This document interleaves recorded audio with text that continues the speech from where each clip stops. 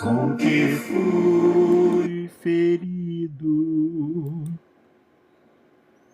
Aleluia. Quanto anseio encontrar Jesus, quanto anelo ouvir a sua voz, quando enfim a redenção chegar, com ternura vou lhe perguntar: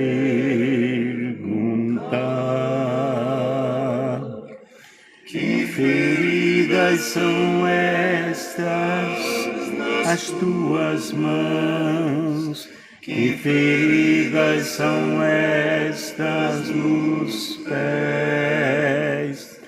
São feridas com que fui ferido em casa de amigos meus. Que feridas são estas nas tuas mãos? Que feridas são estas nos pés?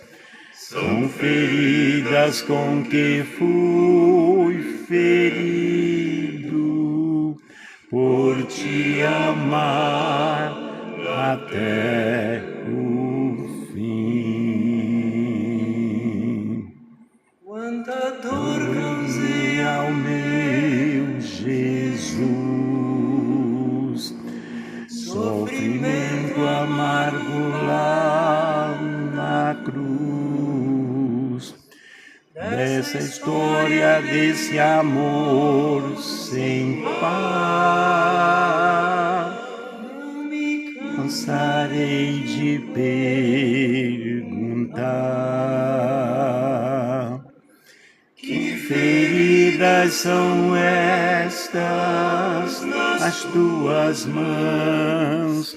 Que feridas são estas nos pés? São feridas com que fui ferido em casa de amigos meus.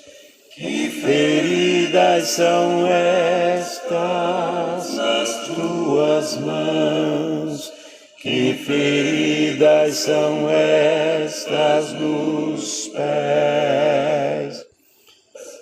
São feridas com que fui ferido por te amar até o fim.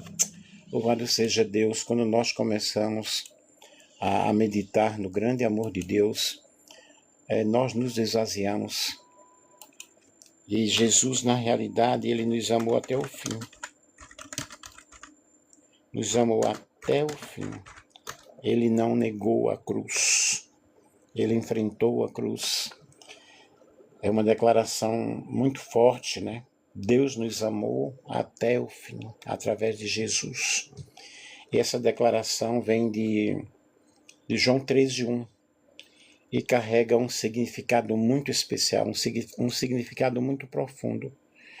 Jesus, ele não nos amou pela metade. Ele não amou enquanto foi conveniente. Ele amou até o fim, até a cruz, até uma entrega total. E o amor de Cristo, ele não depende do nosso mérito, não depende das nossas obras, não depende das nossas justiças, porque primeiro nós não somos justos. E não desiste diante da fraqueza. Não recua diante da dor. Amar até o fim é amar com fidelidade, é amar com sacrifício, é amar com redenção. Esse é o padrão do amor que salva, que restaura, que transforma. Louvado seja Deus. E o amor transformador de Deus é muito especial. Quando eu começo a meditar no imenso amor de Deus, me dá força para prosseguir. O amor de Deus não é apenas um sentimento, é uma força viva que alcança, uma força viva que transforma, que cura, que transcende todo o nosso pensamento, toda a nossa imaginação. E ele nos encontra como nós estamos, mas jamais nos deixa do mesmo jeito, ele nos transforma. E a Escritura revela que esse amor regenera o nosso coração. Se alguém está em Cristo, nova criatura é. As coisas velhas passaram e eis que tudo se fez novo, segundo aos Coríntios capítulo 5, versículo 17. Lança fora o medo, o perfeito amor lança fora todo o medo. 1 João 4,18. E produz na realidade uma transformação, produz uma mudança real. Não o amamos porque nós o amamos porque ele nos amou primeiro. 1 João 4,19. O amor transformador de Deus não nos molda apenas por fora, mas ele começa dentro de nós com uma cura interior, com uma renovação interior. E onde havia culpa, nasce o perdão. Onde havia medo, surge a confiança. Onde havia morte espiritual, floresce vida, floresce a ressurreição. E quem experimenta esse amor não permanece a mesma pessoa. Não permanece o mesmo porque foi tocado pela graça que restaura. Restaura o ferido, restaura o abatido. Nos coloca numa posição de filhos na realidade. E quando eu começo a meditar em tudo isso, nesse perfeito amor de Deus, esse perfeito amor de Deus nos leva realmente a termos uma vida de gratidão. Por isso que esse hino aí, que feridas são essas, né? São as feridas que aconteceram na casa de amigos meus. E o perfeito amor de Deus não é a ausência de lutas, é a plenitude de propósito. Porque lutas nós temos, dificuldades nós temos, provações nós temos a cada instante, a cada momento. Muitas vezes buscamos o perfeito como algo sem falhas, mas nas Escrituras o perfeito amor de Deus é aquilo que cumpre a sua vontade, mesmo passando pelo processo. É claro que no amor de Deus não há falhas. E a palavra de Deus afirma: para que experimenteis qual seja a boa, agradável e perfeita vontade de Deus. Romanos capítulo 12, versículo 2. E o perfeito amor de Deus nem sempre é rápido, mas é exato. E as coisas acontecem no seu devido tempo. Há um tempo para todas as coisas. Nem sempre é fácil, mas é necessário. O caminho para servir a Deus é um caminho realmente difícil. Nem sempre agrada a carne, mas edifica a nossa alma. Porque muitas vezes nós queremos praticar os nossos desejos, as nossas atitudes, as nossas ações. Mas Deus não trabalha com improvisos. O que ele faz é perfeito no tempo, no modo e no propósito. Quando confiamos no perfeito amor de Deus, aprendemos que esperar também é um ato de fé. O salmista ele disse: esperei com paciência no Senhor. Ele se inclinou para mim e ouviu o meu clamor. E Deus ouve o clamor do justo. Deus ouve o clamor daquele que está solicitando, que está clamando. E amigos queridos, Jesus, ele nos ama assim como nós somos. Porém, nós precisamos ir a ele com todo o nosso coração, com toda a nossa alma, com todo o nosso entendimento.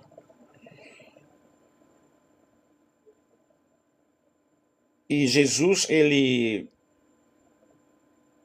não descansava, Jesus, ele trabalhava. Betânia, onde moravam Maria, Marta e Lázaro, amigos queridos de Jesus. Jesus amava a cada um, amava a eles, né? Jesus pregava para as multidões. E O que nós precisamos fazer? Nos entregar ao Senhor de corpo, alma e espírito.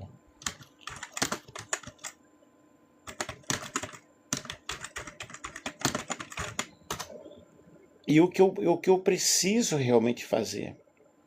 Acreditar que o sofrimento de Jesus, estamos nos aproximando da Semana Santa, e há um contraste muito profundo quando nós falamos sobre as feridas de Jesus, entre descanso, dor, na sua caminhada. Se Betânia foi o lugar de amizade, também foi um cenário de feridas abertas, de lágrimas, de tensão espiritual. E em Betânia, na casa de Marta, de Maria e Lázaro, Jesus não encontrou apenas afeto, encontrou questionamentos, encontrou dor, encontrou expectativas frustradas. Quando Lázaro morreu, Marta disse: Senhor, se estiveras aqui, meu irmão não teria morrido. Aí nós temos aí a ferida da espera. João capítulo 11, versículo 21. Maria repetiu a mesma frase. João capítulo 11, versículo 32. Não era falta de fé, era ferida pela demora. Aí nós temos a ferida do silêncio. Jesus amava aquela família, mas não chegou no tempo exato que eles estavam esperando. O silêncio de Deus fere principalmente na casa de amigos, onde se esperava compreensão imediata. Mas a ferida que tocou o próprio Cristo diante do túmulo, a Escritura afirma: Jesus chorou. João 11, 35. E o Filho de Deus chorou na casa de amigos e foi ferido na casa de amigos. E as feridas mais profundas não vêm de inimigos, nascem onde há vínculo, quando a fé e a dor se encontram. A casa de amigos pode ser o lugar de feridas, mas também é o palco onde Deus manifestou o seu poder, manifestou a sua glória de uma forma muito especial. E nós sabemos do sofrimento de Jesus. A Bíblia diz que ele veio para aqueles que eram seus, mas os seus não o receberam. Mas a todos aqueles que o receberam, Deus, passou, né, a ser feito filhos de Deus, a saber aqueles que creem no seu nome. E Jesus veio realmente e foi rejeitado. Jesus foi rejeitado no meio dos seus parentes, no meio dos seus. Isso são feridas enormes, né? A rejeição mais dolorosa não veio das multidões, mas do círculo íntimo, entre aqueles que caminhavam diariamente com Jesus. Aqueles que experimentaram o grande amor dele, a libertação dele. Jesus experimentou traição, negação, abandono. E Jesus declarou: em verdade eu vos digo que um de vós me trairá. Aí nós vemos a rejeição anunciada. A ferida aí no meio dos discípulos, um era o traidor. O traidor era Judas Iscariotes, alguém que ouvira os seus ensinamentos, viu milagres, né? Partilhou o mesmo pão, a mesma mesa. E outro discípulo chamado Pedro, né? Pedro declarou amor e fidelidade, mas negou Jesus 3 vezes. Não conheço esse homem. Evangelho de Mateus, capítulo 26, versículo 74. Isso é uma grande ferida. Não foi ódio, foi medo. Ainda assim, feriu profundamente. Aí nós temos a rejeição pelo abandono, no momento mais crítico. Então todos os discípulos, deixando-o, fugiram. Nós vemos isso no Evangelho de Mateus 26, capítulo 56. Que ferida tão forte, né? Comeram juntos, pescaram juntos, milagres aconteceram juntos e agora Jesus sente-se sozinho, sente-se abandonado.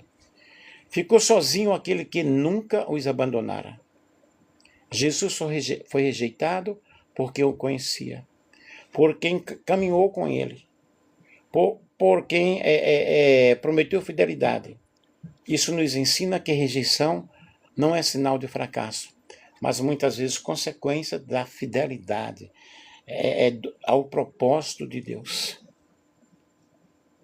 Se você já foi ferido por irmãos na fé, por líderes ou companheiros de caminhada, por pessoas em quem você confiava, lembre-se, Jesus conhece essa dor, conhece essa experiência. A rejeição dos aprendizes não interrompeu o plano. A cruz não foi derrota.